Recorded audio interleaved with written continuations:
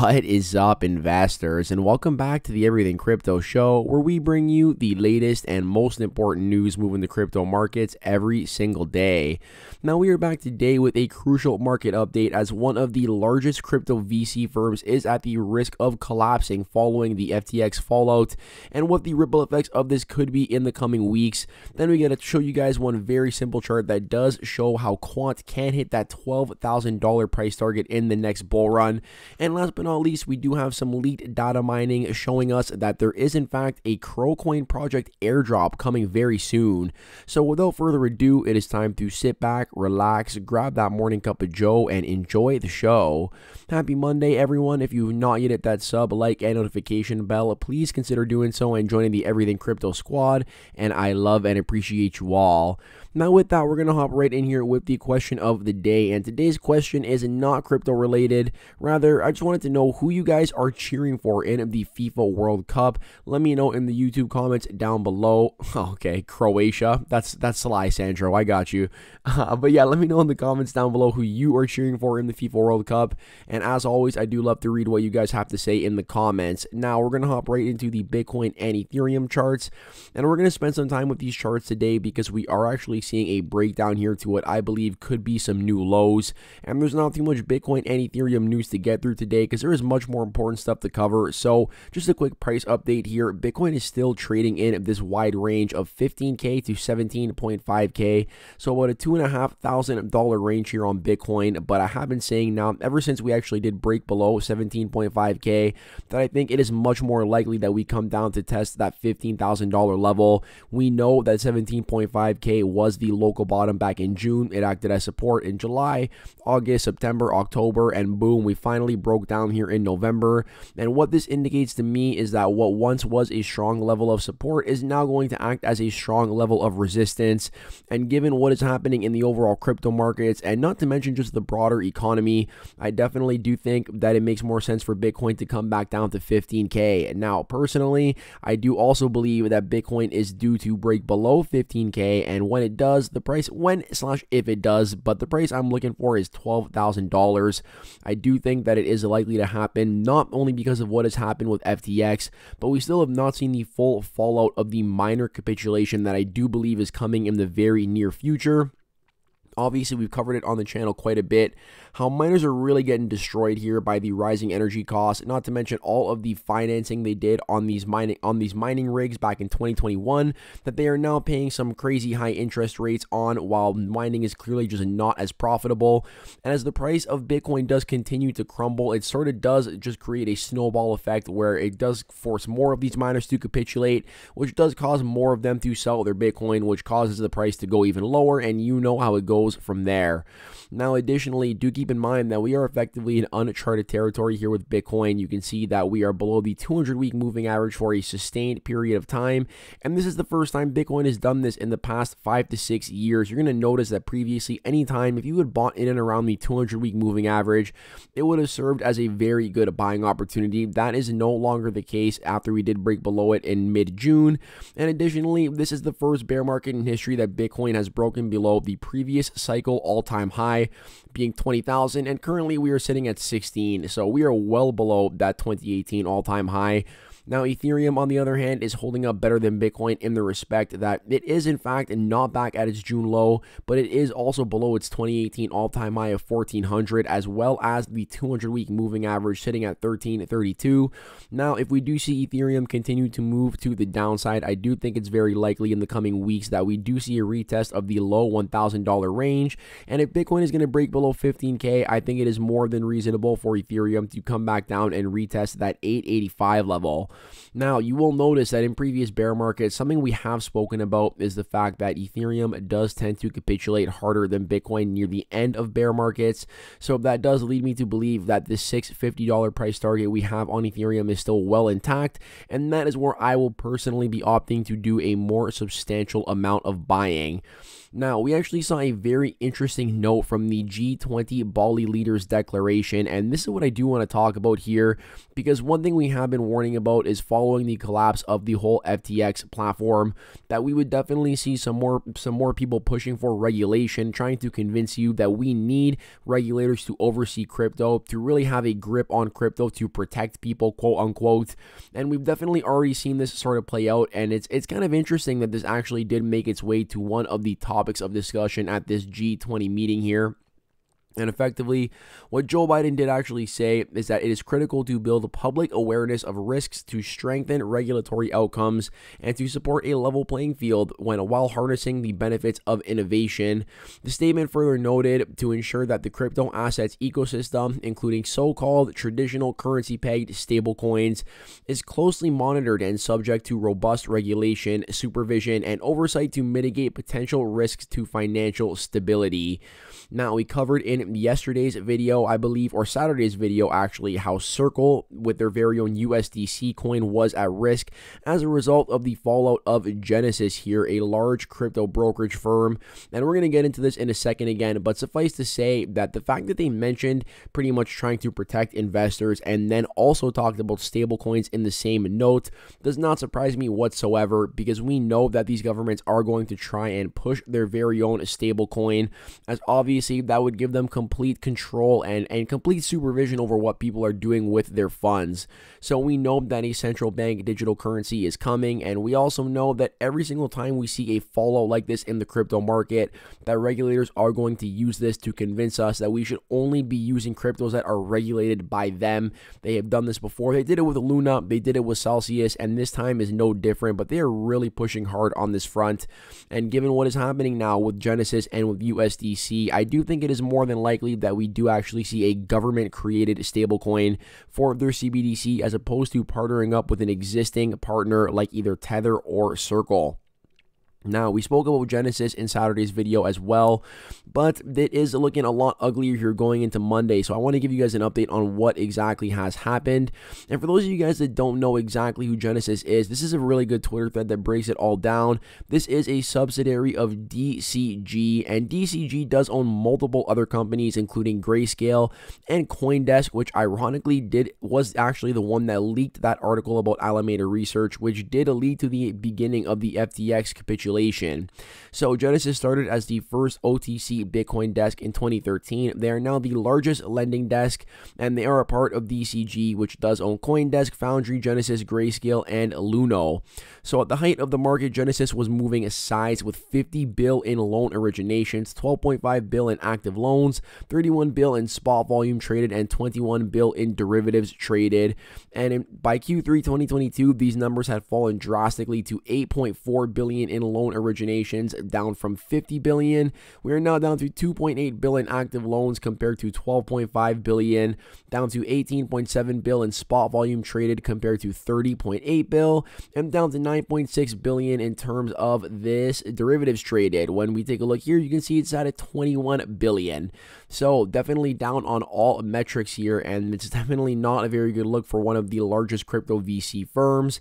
They are in fact facing liquidity issues, as they did have a significant amount of money with FTX that obviously has disappeared. Now, between these two trusts for Grayscale, in terms of Bitcoin and Ethereum, they own approximately 633.8k Bitcoin, so about $10.5 billion worth, and 3.05 million ETH, so about $3.6 billion worth, as well as 570 mil in altcoins held in other trusts. And yes, forced selling of these at one time would have potentially large negative impacts on the prices of crypto assets. And that is why they are in fact looking to raise $1 billion in emergency loan money by Monday. And we already know that as a result of Genesis actually having to halt their withdrawals, that Gemini Earn was forced to halt their withdrawals. And we also know that USDC went ahead and canceled their yield program, which was offering a 0.25% yield. That is now down to zero, as Circle is no longer offering this yield program that was essentially being ran by Genesis. So yes, the fallout of Genesis is in fact going to have a big ripple effect on the markets if it does take place, and that is why they're looking to actually raise this $1 billion by today. Now, unfortunately, it does not appear like we have any takers. Based on the reports, based on what I am hearing, it actually seems like nobody wants to give them this $1 billion. And that is why I do believe that we are due for some pretty big capitulation in the coming weeks, okay? I definitely think that, the fact that they can't even seem to get this money, as they are now in a liquidity crunch due to some illiquid assets on the balance sheet, I think that it is definitely going to play out in the next couple of weeks, and we will see some more firms falling over, as if we have not already seen enough. So if you guys think that the FTX story is over, or rather the fallout of the FTX story, then I think that could not be further from the truth. I think there is still a lot of unwinding that needs to be done before we can actually begin to rebuild.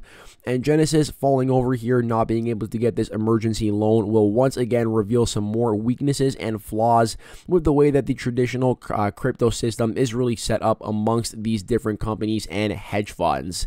Now, we spoke about how FTX tells the court it has evidence that Sam Bankman-Fried transferred assets to the Bahamas government custody after bankruptcy. And this is super interesting because it definitely did leave people wondering whether or not the Bahamian regulators do in fact have some sort of stake or some sort of ability to take some of the money from FTX. And what was interestingly enough, it was that today, it was in fact announced that they ordered FTX crypto transferred to government wallets, saying that it needed urgent interim regulatory action. So effectively, what they were saying here is that the contents of FTX's crypto wallets were to be transferred to government-controlled wallets. The commission said it made the order under existing authorities that allow for it to take action if it needs to protect clients or their funds. We know that Sam Bankman-Fried is in fact in Bahamas. It's unclear why the commission made the announcement 5 days after placing the order. It's also unclear exactly whether and when exactly these transfers may have occurred, as they did not answer. So definitely some very weird things happening right now, and there is also some sort of a jurisdictional fight potentially between the US and the Bahamas.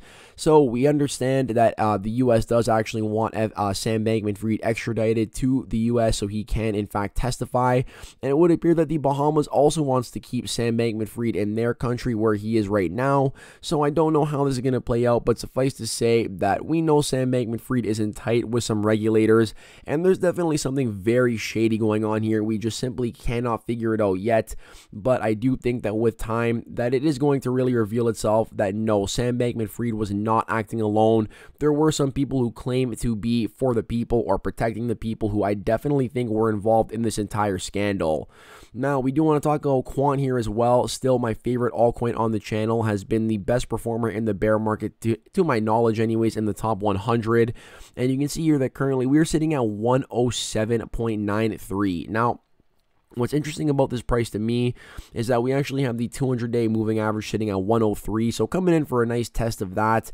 And not to mention, we do have a strong level of support down here at $100. So last time we actually saw Quant hit $100, we did in fact go down further, down to 92, and then we proceeded to rally, give or take about 30% back up to that $120 range. So $100 does appear to act as a very strong level of support for Quant. It has made for a very good buying opportunity in the past, but do keep in mind that if the general crypto markets are going to sell off, although Quant is a little bit of an outlier, it is still no exception to broader market movements for the most part. And that does lead me to believe that we may in fact see some prices that people thought we were not going to see again on this coin. Now, if we do break below $100, the first level I'm looking for is 85, and if we break below 85, we have a nice move down to the we have a nice move going down here to about $65. Now, if I see a $65 Quant, I personally will be loading the boat. This is not financial advice, and you guys know that I am a dollar cost averaging regardless of the market movements, but the big strategy here, especially in the bear market, is to keep that cash aside for these juicier buying opportunities, and that is definitely one that would entice me, given that we did a ton of buying on Quant back here in May, June, and July in this double-digit range. We've also been doing our DCA in the low to mid $100 range, but to me, anything below $85 I would be treating as a buying opportunity, and that is what I am waiting for in the coming weeks. But personally, when it comes to Quant, I'm not super selective about where I am picking up this project, because you guys know that long term I have a 5-figure price target on this coin, and this chart here actually does show you very well why it is possible. So you're going to notice here that in the previous bear market, we actually corrected about 90.89% between 2019 and 2020. And then boom, we proceeded to rally 28,420% from about $2 all the way up to $420. Now, following this run up to 420, we then proceeded to once again correct another 90% from 420 down to $43.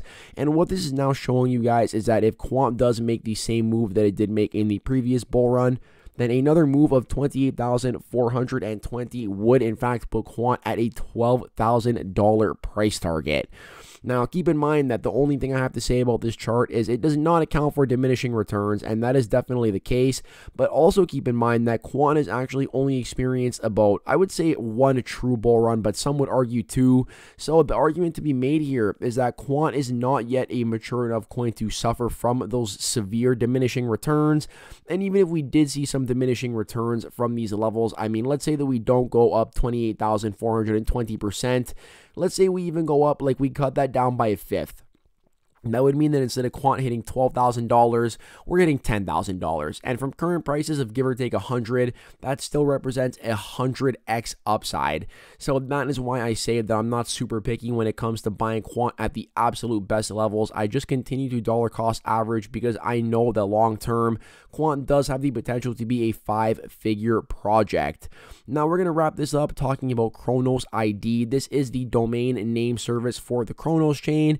And we are going to talk about some leaked data mining that does show we could be expecting an airdrop very soon in the form of their CRO ID token, which does allow you to actually stake for some nice passive income and earn revenue from the platform. So very interesting. So here it is. Basically, you see that you can do anything like everything crypto.cro. And you guys can actually search that, and the domain is taken, surprise, surprise, by myself. This domain is taken, and effectively what this does is it replaces these long wallet addresses with readable domains, very similar to replacing a cell number with a contact name. So in my opinion, this is just the next natural step for crypto, for making it more accessible to people, and that is why I am bullish on the Cronos ID project, not only because of the domain service, but also because of this coin that is expected to be coming in the coming weeks. In fact, it did already launch on VVS, but that was an IGO, meaning that people had to purchase it. Now what we are waiting for is the airdrop for the current Cronos domain holders. I was in fact the first person on the channel to cover the airdrop that was hidden in their white paper, and they did in fact shout it out on Twitter, saying that pretty much that I had called it out early and it is something to expect in the future. Now, what is very cool here is the fact that Cronos ID has now been integrated with the DeFi wallet and wallet extension. So you can actually just type somebody's Cronos ID into the DeFi wallet, and you will in fact be able to send them CRO without needing to copy paste their long complex wallet address. You can see here that somebody has the .cro domain with 5 rocket emojis, and it says boom, valid address, and you can then go ahead and send that CRO to someone. So if you guys want to test this out for yourself, you can actually go into the DeFi wallet, go into send, and type in either your own Cronos domain or type in everything crypto.cro, and you are going to see that it does in fact work, making it very easy to send crypto via the Cronos chain without needing to use these long wallet addresses. Very important to ease of use, ease of access, which is Crypto.com's entire goal when it comes to their different platforms and projects.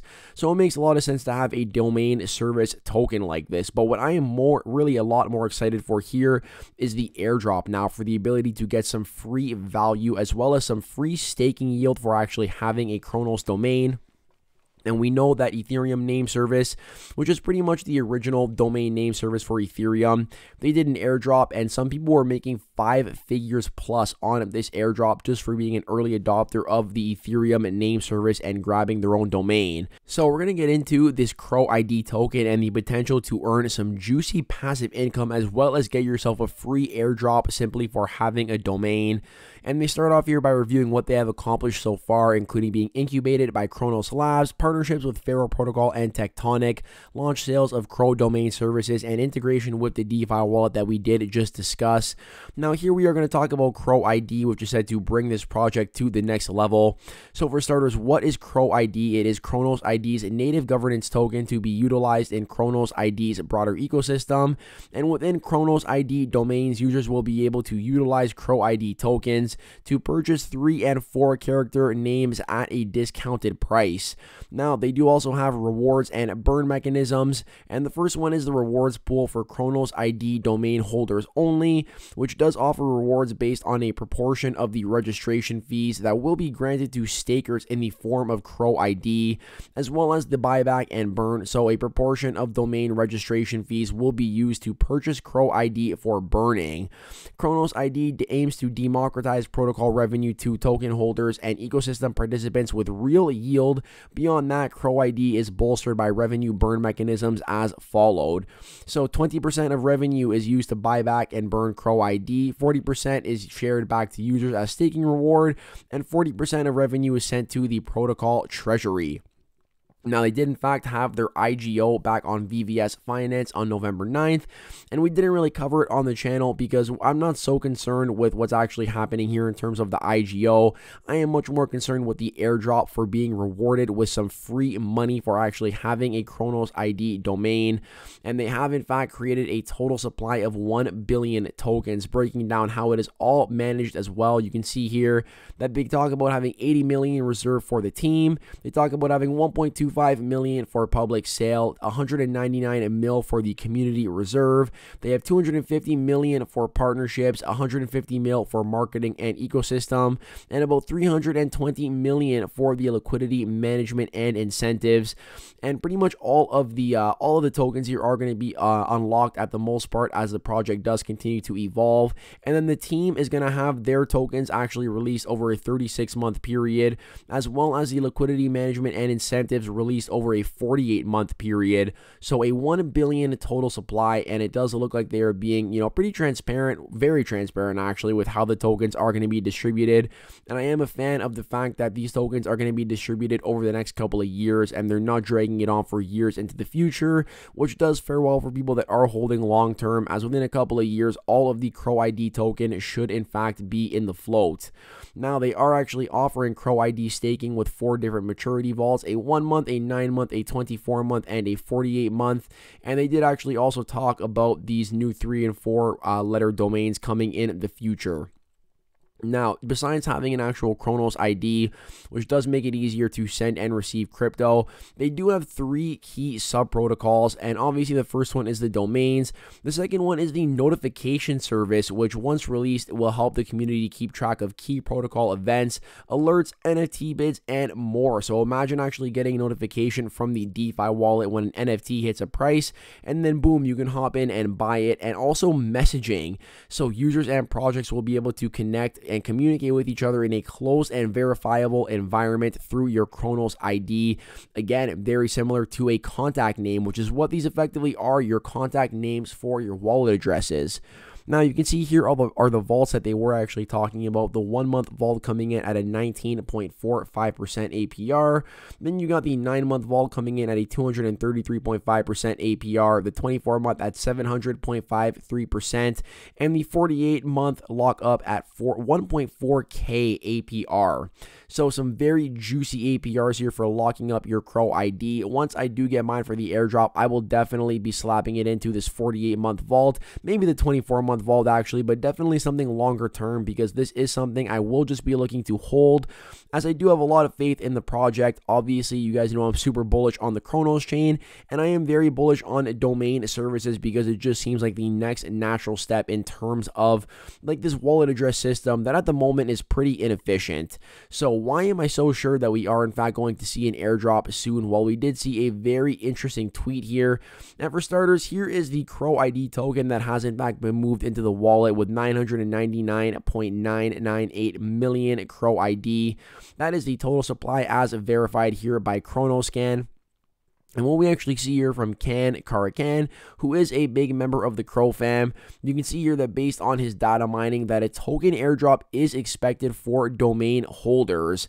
And this right here is the airdrop address where they are holding 750,000 CRO ID, which should be distributed amongst the different CRO holders. So definitely looking very good in terms of us actually getting our hands on that airdrop soon.